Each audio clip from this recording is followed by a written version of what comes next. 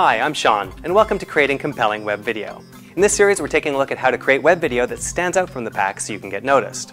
One of the best ways to stand out is to make sure that your content shines, and that means spending some time prepping for the video. If you're creating something like a short movie or a music video, that means planning what you want to see in the video, and creating a shot list.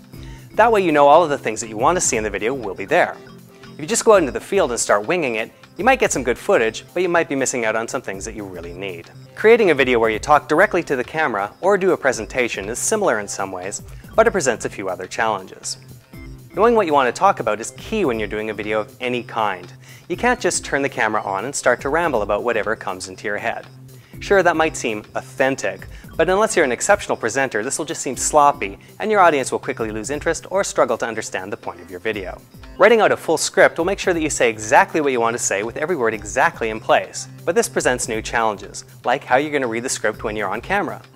You could spend extra prep time and memorize the entire script, but that takes a lot of time and energy, and if you're trying to put together something relatively quickly, it may not be feasible. One way you can create a nice balance between the focus needed to properly deliver your message and the casualness you get from just winging it is by speaking from a series of bullet points.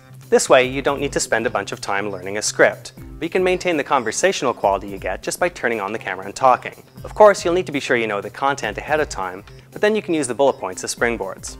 You could certainly have someone with cue cards sitting just off camera, but beware. It's pretty clear to the viewer when you're not looking at the camera, but it's something just beside it. And as you can see, it can actually be quite off-putting to the viewer. It doesn't take much of a deviation of the eye line for it to be noticeable, so it's really best to remember not to look off camera while you're in the middle of delivering information.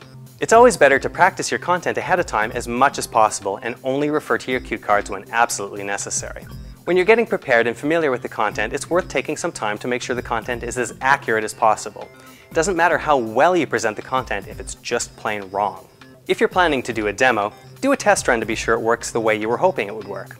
That way, when it comes time to do the demo on camera, you'll know what to expect and there won't be any surprises detracting from your presentation. Once you've spent your time prepping your content, then it's time to get down to actually shooting it. In the next episode, we're going to give you some tips that will help you during the shooting process.